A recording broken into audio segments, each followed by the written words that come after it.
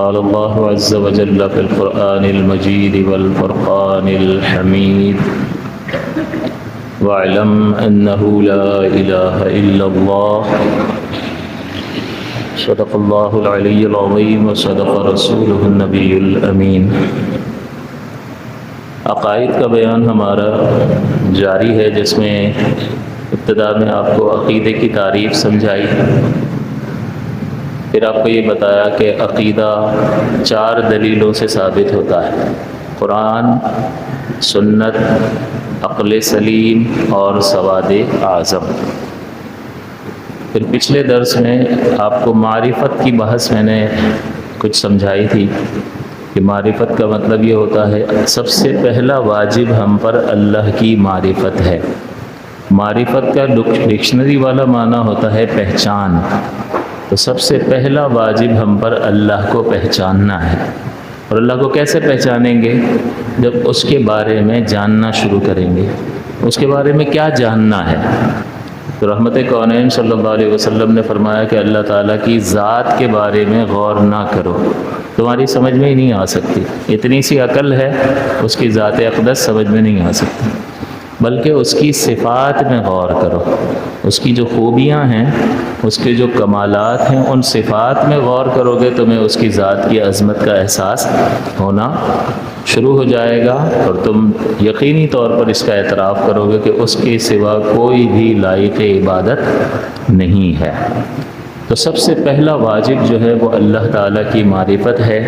نہ نماز سب سے پہلا واجب ہے، نہ روزہ، نہ حج، نہ زکوٰۃ، سب سے پہلا واجب اللہ کی معرفت ہے۔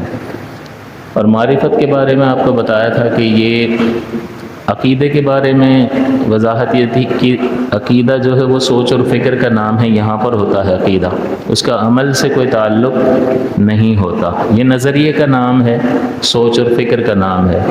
جیسے ہمارا عقیدہ ہے کہ اللہ تعالیٰ جو ہے وہ واحد ہے، ساری کائنات کا خالق ہے، تو اس میں آپ کو کچھ کرنا پڑتا ہے؟ کچھ بھی نہیں، صرف یہ ذہن میں، دل میں یہ بات رکھنی ہوتی ہے اور اس پر یقین کرنا ہوتا ہے۔ تو عقیدے کا تعلق سوچ، فکر اور نظریے کے ساتھ ہوتا ہے، عمل سے اس کا کوئی تعلق نہیں ہوتا۔ پھر آپ کو یہ بتایا تھا کہ جب اس سوچ اور فکر کو آپ زبان پر لے کر آتے ہیں تو پورا جملے کی شکل میں یہ ظاہر ہوتا ہے: اللہ ایک ہے، کائنات کا خالق واحد ہے، اللہ لائق عبادت ہے، اللہ تعالیٰ قدیم ہے، اللہ تعالیٰ غیر فانی ہے، اس پر کبھی بھی فنا یا موت طاری نہیں ہوگی۔ یہ سارے عقیدے ہیں، اور جب ہم اس کو لفظ کی شکل میں ادا کر رہے ہیں تو پورا کا پورا جملہ بن رہا ہے۔ تو معرفت کے بارے میں آپ کو بتایا تھا کہ معرفت جو ہے ایک ایسی بات ہوتی ہے جس پر ہمیں یقین ہوتا ہے اور جو حقیقت کے مطابق ہوتی ہے، اگر ہم اس کو دلیل سے سیکھ لیں تو یہ ایمان بالمعرفت کہلاتا ہے۔ یہ پوری تفصیل میں نے آپ کی خدمت میں ذکر کی تھی، یہ ویڈیو پڑی ہوئی ہے، آپ اس کو وہاں پر دیکھ سکتے ہیں۔ پھر آپ کو یہ بتایا کہ اول واجب اللہ کی معرفت ہے۔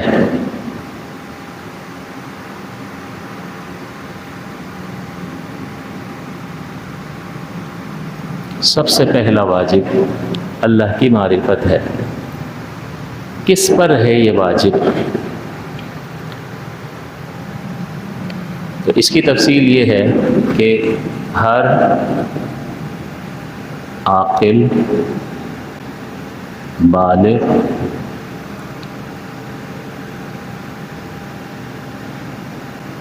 سلیم الحواس، جسے دعوت اسلام پہنچی،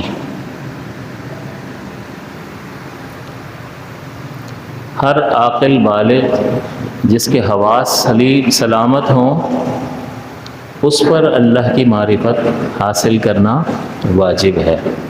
اللہ تعالیٰ کی صفات کی تفصیل کو جاننا اس پر لازم اور ضروری ہے کہ کیا اللہ تعالیٰ کے لیے واجب ہے، کیا اللہ تعالیٰ کے لیے محال ہے، اور کیا اللہ تعالیٰ کے لیے جائز ہے۔ یہ 3 چیزیں ہمیں جاننی ہوتی ہیں۔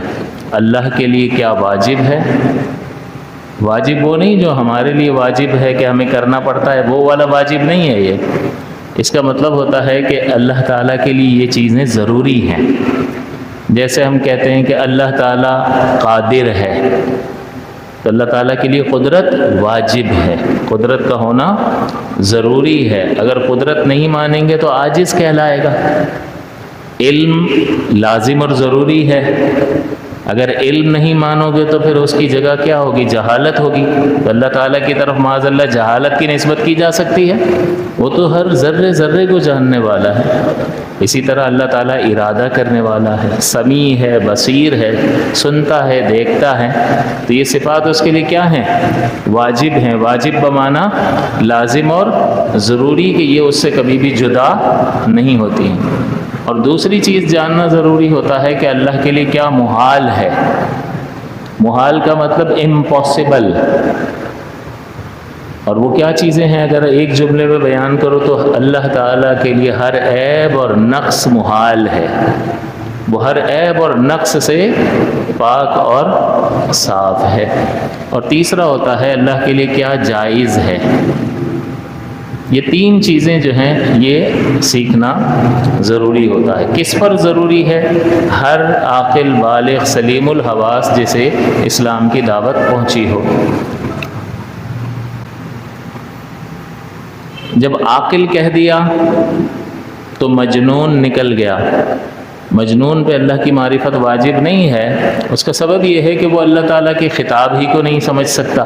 جب سمجھ ہی نہیں سکتا تو اس پر لازم کیسے قرار دیں گے؟ اللہ تعالیٰ نے قرآن عظیم میں فرمایا لا یکلف اللہ نفسا الا وسعها، کہ اللہ تعالیٰ کسی بھی جان پر اس کی طاقت سے زیادہ بوجھ نہیں ڈالتا. تو یہ مجنون صلاحیت ہی نہیں رکھتا. تو صلاحیت ہی نہیں رکھتا تو اس پر ان چیزوں کا سیکھنا لازم اور ضروری نہیں ہے. دوسرا بالغ کہا تو نابالغ نکل گیا ہے یا نہیں؟ تو نابالغ جو ہے اس پر یہ معرفت ابھی فی الحال جب تک وہ نابالغ ہے واجب نہیں ہے. لیکن اس کا جو گارجین ہے، جو پیرنٹس ہیں، والدین ہیں، جو اس کا سرپرست ہے، اس پر واجب ہے کہ وہ اسے فرائض کے بارے میں بتائے، واجبات کے بارے میں بتائے، سنتوں کے بارے میں بتائے، اور جن چیزوں کو اللہ تعالیٰ نے حرام قرار دیا ہے ان کے بارے میں وہ اس کو بتاتا رہے، تاکہ کرنے والی چیزوں کی طرف اس کی رغبت بڑھے، اور جن چیزوں سے رکنا ہے جو حرام ہے ان سے وہ رک جائے. اسی طرح سے وہ عقائد کے بارے میں بھی بچوں کو بتائے. نبی اکرم صلی اللہ علیہ وسلم نے فرمایا مروا صبیانکم وہم سبع سنین، یعنی مروا صبیانکم بالصلاۃ، کہ امر کرو، حکم دو تم اپنے بچوں کو نماز کا جب وہ 7 سال کے ہوں. وَاضْرِبُوهُمْ عَلَيْهَا وَهُمْ 10 سنین، اور مارو تم اس پر جب وہ 10 برس کے ہو جائیں. یعنی 10 برس کا ہو جائے گا تو پھر سختی بھی کرنی ہے اور اسے دیندار تو بنانا ہے. ہماری ترجیحات میں ہوتا ہے یہ نماز پڑھے نہ پڑھے، خالی ماں باپ کی تھوڑی خدمت کر لینا، ہمارا بچہ ماشاءاللہ بڑا اچھا ہے. اچھا ہے یہ اللہ کا نافرمان ہے؟ اچھا ہے یہ بچہ اللہ کا فرمانبردار ہے، وہ بچہ اچھا ہے. تو ماں باپ جو ہے یہ نہیں دیکھتے کہ اللہ کی نافرمانی کر رہا ہے، اللہ کے نزدیک یہ برا ہے، یہ ان کو اچھا لگ رہا ہے. تو دیندار بنانا ضروری ہے، اور ہماری فہرست میں یہ چیز نہیں ہوتی ہے. حضور تو فرماتے 7 سال کا ہو جائے نماز کا حکم دو. تو نماز کا حکم دو گے تو پھر وضو بھی سکھاؤ گے، نماز کیا چیز ہوتی ہے یہ بھی بتاؤ گے، کس طرح سے پڑھنا ہے، کیسے کھڑے ہونا ہے، کیسے رکوع کرنا ہے، سورہ فاتحہ یاد کراؤ گے، تحیات، تسبیحات، یہ ساری چیزیں نماز کا جب حکم دو گے تو ساری چیزیں علم بھی سکھاؤ گے یا نہیں؟ وہ اس کے ضمن میں داخل ہو جاتا ہے. تو والدین پر بچہ جیسے ہی، کئی بار آپ کو بتایا کہ جیسے ہی 7 سال کا ہو جائے اور 8ویں سال میں قدم رکھے، پہلا دن 8ویں سال کا شروع ہو جائے، تو ماں باپ پر واجب ہے کہ اسے نماز کا حکم دیں. حکم انہوں نے دے دیا، واجب پورا کر دیا. وہ بچہ پڑھتا ہے نہیں پڑھتا، کبھی پڑھ لیتا ہے کبھی نہیں پڑھتا، لیکن والدین مسلسل اس کو حکم دیتے رہیں ہر نماز کے وقت. جب وہ خود پڑھیں تو بچے کو بھی ساتھ شامل کریں اور اس کو پڑھائیں، آہستہ آہستہ وہ بھی ٹرین ہو جاتا ہے. لیکن حکم نہیں دیں گے تو واجب کا ترک ہوگا والدین کی طرف سے، اور والدین گناہ گار ہوں گے. اور 10 سال کا ہو جائے تو پھر سختی کرنے کا بھی حکم دیا گیا ہے.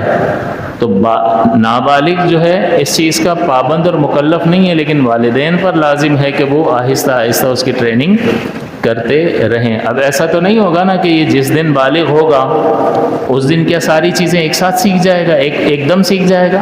طہارت کے مسائل ہیں اور چیزیں، نماز کے مسائل ہیں. نماز جیسے اس پر لازم ہوگی تو اس کو ادا کرنی ہوگی، تو ساری چیزیں جانتا ہوگا تو صحیح طریقے سے ادا کر سکے گا نا. صرف ایسے رسم ادا کرنے کا نام تو نماز نہیں ہے. سارے مسائل اس کو آنے چاہیے، تب یہ نماز کامل نماز کہلائے گی. تو اس کی تربیت کرنے کی ضرورت ہے. تو یہ والدین کی ذمہ داری ہوتی ہے. تو ہر عاقل بالغ سلیم الحواس کا مطلب ہوتا ہے جس کے حواس، جو 5 حاسے ہیں، یہ سلامت ہوں. لہٰذا اگر کوئی شخص ایسا ہے کہ جو نہ سن سکتا ہے نہ دیکھ سکتا ہے، اس پر یہ معرفت حاصل نہیں، واجب نہیں ہے. کیونکہ جن ذرائع سے، جن آلات سے وہ اس علم کو حاصل کرے گا، وہ ذرائع اس کے پاس نہیں ہے. نہ یہ سن سکتا ہے نہ دیکھ سکتا ہے. تو اب کیسے پتہ چلے کوئی کون کیا کر رہا ہے، کون اس کو کیا سمجھانا چاہتا ہے؟ یہ اس تک پہنچ ہی نہیں سکتا ہے. تو جو نابینا اور ساتھ ساتھ بہرا بھی ہے، اس پر یہ معرفت واجب نہیں ہے. لیکن جو صرف بہرا ہے، دیکھ سکتا ہے، اس پر واجب ہے. جو صرف نابینا ہے لیکن سن سکتا ہے، اس پر بھی، یعنی ایک حادثہ اگر اس کا خراب ہے، ایک ٹھیک ہے، تو اس پر بھی لازم اور ضروری ہے. تو آپ غور تو کریں کہ اس پر واجب ہو رہا ہے تو ہم پر کتنی شدت کے ساتھ واجب ہوگا کہ جس کو ہم نے اتنے برسوں سے ترک کیا ہوا تھا. جسے دعوت اسلام پہنچی ہو. اس میں آپ کو بتایا تھا پچھلے درس میں کہ علماء کا اختلاف ہے کہ بعض یہ کہتے ہیں کہ جب تک نبی نہیں آئے گا تو اللہ کی معرفت واجب نہیں ہوگی، کیونکہ نبی آ کر بتائے گا تو ہم اس چیز کو سیکھیں گے. اور اللہ تعالیٰ نے بھی فرمایا کہ ہم اس وقت تک کسی قوم کو عذاب میں مبتلا نہیں کرتے جب تک کہ ان کی طرف کوئی نبی نہ بھیج دیں. تو وہ یہ کہتے ہیں کہ جب تک وحی اور نبی یا دعوت اسلام نہیں پہنچے گی تو وہ پابند نہیں ہے. لیکن ماتوریدیہ جو ہیں، یعنی ہم یہ کہتے ہیں کہ اس پر اتنا، اس کو اللہ نے عقل دی ہے، اور عقل کی بنیاد پر اس کو اتنا ماننا لازم ہے کہ یہ کائنات کو دیکھ کر یہ کہے کہ بھئی کوئی ہے، خود بخود کچھ نہیں ہو رہا، کوئی تو ہے. اس کے لیے نبی کی ضرورت نہیں ہے آنے کی کہ نبی آ کر بتائے، کیونکہ اللہ نے عقل و شعور دیا ہے، وہ یہاں تک خود پہنچے گا. اور پھر وہ اکیلا ہے، ایک ہے، اس کا کوئی شریک نہیں ہے، اس طرح بھی عقل پہنچا دیتی ہے. تو واحد ہے اور ایک ہے، عقل کی بنیاد پر یہاں تک پہنچ سکتا ہے. تو پھر یہ اتنا ماننا لازم اور ضروری ہے. امام اعظم نے بھی فرمایا کہ اگر اللہ تعالیٰ کسی نبی کو نہ بھیجتا، کوئی کتاب نہ اتارتا، تب بھی عقل والوں پر اللہ کو واحد مانا، اللہ تو نہیں، خالق کو واحد ماننا لازم تھا. ہاں پھر نماز کیسے پڑھنی ہے، اس کا شکریہ کیسے ادا کرنا ہے، وہ تو جب نبی آ کے طور طریقے بتائیں گے تو پتہ چلے گا. نئی ملاقات ہوگی نبی سے یا نبی کی دعوت نہیں پہنچے گی تو وہ اللہ کی عبادت، اس خالق کی عبادت کیسے کرنی ہے، اس کا شکریہ کیسے ادا کرنا ہے، وہ بغیر وحی کے، بغیر نبی کے پتہ نہیں چل سکتا ہے. تو ہمارے نزدیک تو بس اتنا ہی ہے کہ یہ معرفت، اللہ کی معرفت، ہر عاقل بالغ اور سلیم الحواس کے، جس کے یہ حواس دیکھنا اور سننا، یہ حواس جو ہیں ان کے ذریعے سے انسان سن کے حاصل کرتا ہے علم یا نہیں حاصل کرتا، اور دیکھ کر حاصل کرتا ہے یا نہیں. اور یہ علم جو ہے وہ دیکھ اور سن کر حاصل کیا جاتا ہے. بعض چیزوں کا علم چکھ کر بھی حاصل ہوتا ہے. کھانے والی چیز ہو تو چکھے بغیر پتہ چلے گا کہ ذائقہ کیا، نمک ہے یا نہیں ہے، زیادہ ہے کم ہے. وہ چکھنے والی چیز ہو، اس کا علم چکھ کر حاصل ہوگا. لیکن یہ والا علم، اس کے لیے 2 آلات چاہیے، ایک دیکھنا اور ایک سننا. اگر دونوں ہی نہیں ہوں گے تو اس پر یہ معرفت واجب نہیں ہوگی. تو اب ہمیں دیکھنا چاہیے کہ اللہ نے ہمیں عاقل بنایا، ہم بالغ ہیں، ہمارے حواس سلامت ہیں، لہٰذا ہمیں اس علم کو حاصل کرنا چاہیے. اس کے بعد ایک بحث آتی ہے، بس تھوڑا سا اس بحث کو شروع کر لیتا ہوں، ختم انشاءاللہ اگلے ہفتے اس کو کریں گے، مکمل کر لیں گے. ایمان کی بحث شروع ہوتی ہے عقیدے کے باب میں کہ ایمان کس کو کہتے ہیں. اب وہ مسلمانوں سے پوچھو ایمان کس کو کہتے ہیں تو صحیح نپے تلے الفاظ میں نہیں بتا سکے گا، کیونکہ اس کی ترجیحات، اس کی دلچسپی اس میں نہیں ہے. کچھ اور اس سے پوچھ لو یہ موبائل اس کے فیچرز کیا ہیں، وہ بتائے گا، یہ اچھے طریقے سے بتائے گا. تمہارے کاروبار کی اونچ نیچ کیا ہے، اس کی چالاکیاں مجھے سکھاؤ، وہ سب بتائے گا، وہ سب اس نے سیکھ رکھا ہے، لیکن اس کو نہیں سیکھا. تو ایمان جو ہے یہ لمحہ فکریہ ہے. ایمان کا مطلب ہوتا ہے تصدیق، یہ اس کا لغوی معنی ہے. وما، اللہ تعالیٰ نے فرمایا وما انت بمؤمن لنا. یہ حضرت یعقوب علیہ السلام کے بیٹوں نے کہا تھا جب یوسف علیہ السلام کو لے گئے اور ان کو کنویں میں ڈال کر چھوڑ کر آ گئے اور وہ جھوٹا خون لگا دیا کہ اس کو بھیڑیا کھا گیا. اب کہہ رہے ہیں وما انت بمؤمن لنا، آپ ہماری تصدیق نہیں کریں گے، ہمیں پتہ ہے آپ ہم پہ شک کرتے ہیں، آپ ہماری تصدیق نہیں کریں گے. تو یہ مومن جو ہے ایمان ہی سے نکلا ہے، اور یہاں پر یہ کس معنی میں استعمال ہوا ہے؟ تصدیق کے معنی میں کہ آپ ہمارا یقین نہیں کریں گے. تو تصدیق، ایمان کا مطلب ہوتا ہے تصدیق، یہ اس کا ڈکشنری والا معنی ہے. اور ایمان کا اصطلاحی معنی جو ہے جو ہمیں چاہیے وہ ہوتا ہے کہ جو کچھ نبی اکرم صلی اللہ علیہ وسلم اللہ کی طرف سے لے کر آئے، یعنی ضروریات دین، ان کو دل سے حق اور سچ ماننا، تسلیم کرنا، یہ ایمان کہلاتا ہے. دوبارہ دہراتا ہوں، جو کچھ نبی اکرم صلی اللہ علیہ وسلم اللہ تعالیٰ کی طرف سے لے کر آئے، ضروریات دین، ان کو دل سے حق اور سچ تسلیم کرنا، یہ ایمان کہلاتا ہے. تو جو کچھ حضور لے کر آئے، اس میں ایک لفظ آیا ضروریات دین، بس اس کی وضاحت کر کے ختم کرتے ہیں. ضروریات دین کا مطلب ہوتا ہے دین کی وہ بنیادی باتیں کہ جو ہر ایک کو پتہ ہے کہ ان چیزوں کا اسلام کے ساتھ تعلق ہے، یہ اسلام میں ہیں، چاہے وہ خواص ہو، علماء ہوں یا پبلک ہو، عوام ہو، سب کو یہ بتائے. اتنی مشہور یہ باتیں ہیں، جیسے ارکان اسلام، یہ سب کو پتہ ہے یا نہیں ہے؟ نماز کا تعلق اسلام سے ہے یا نہیں ہے؟ کون ایسا ہے جس کو نہیں پتہ؟ حج کا تعلق اسلام سے ہے، کس کو نہیں پتہ؟ روزے کا تعلق اسلام میں روزہ ہے، کس کو نہیں پتہ؟ سب کو معلوم. اسلام میں زکوٰۃ ہے، اسی طرح سے جوا حرام ہے، سود حرام ہے، شراب حرام ہے. یہ موٹی موٹی باتیں، مشہور باتیں، یہ ضروریات دین کہلاتی ہیں.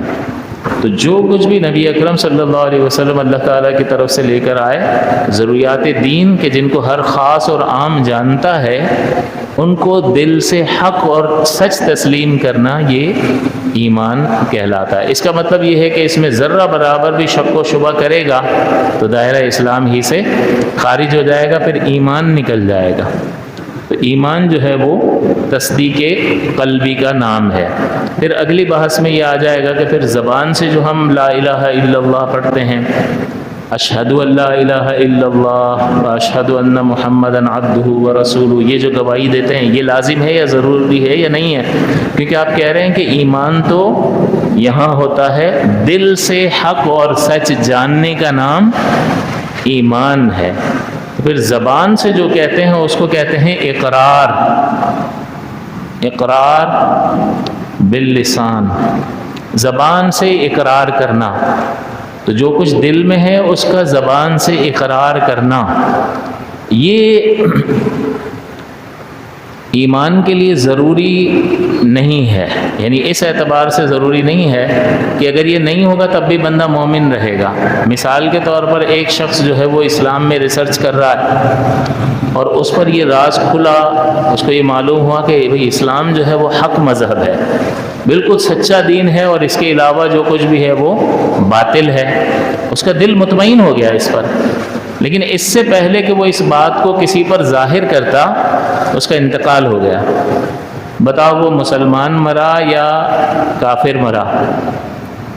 ایمان والا ہے یا بے ایمان ہے؟ تو آپ کہیں گے ایمان کس کو کہتے ہیں؟ ایمان کہتے ہیں جو کچھ حضور لے کر آئے اس کو دل میں حق اور سچ تسلیم کرنا، یہ ایمان ہے، اور یہ اس نے کر لیا تھا، لہٰذا یہ ایمان والا ہے، اللہ کے نزدیک ایمان والا ہے اور جنت میں جائے گا۔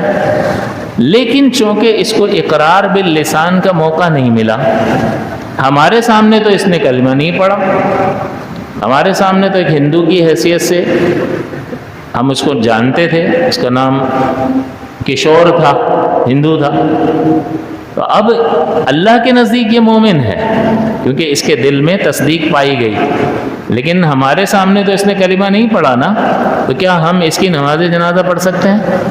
نہیں۔ کیا ہم اس کو غسل دے سکتے ہیں؟ کیا ہم اس کو مسلمانوں کی قبرستان میں دفن کر سکتے ہیں؟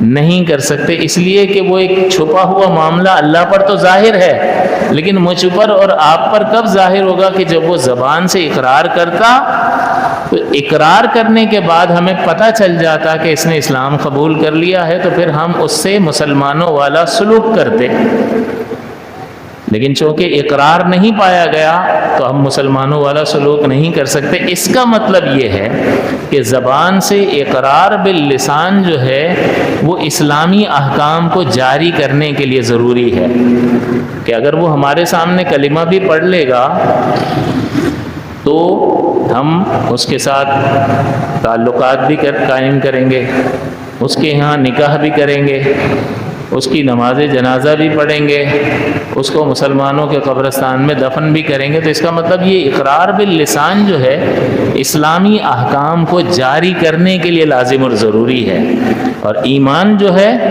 وہ فقط تصدیق قلبی کا نام ہے، کہ جس کے دل میں یہ تصدیق ہو کہ جو کچھ رسول اللہ صلی اللہ علیہ وسلم اللہ کی طرف سے لے کر آئے ضروریات دین، ان کو وہ دل سے حق اور سچ مانتا ہے، یہی ایمان ہے، اور اس کے پاس ایمان ہے تو یہ مومن کہلائے گا۔ اور اس کو ہمارے سامنے ظاہر کرنے سے کیا فائدہ ہوگا؟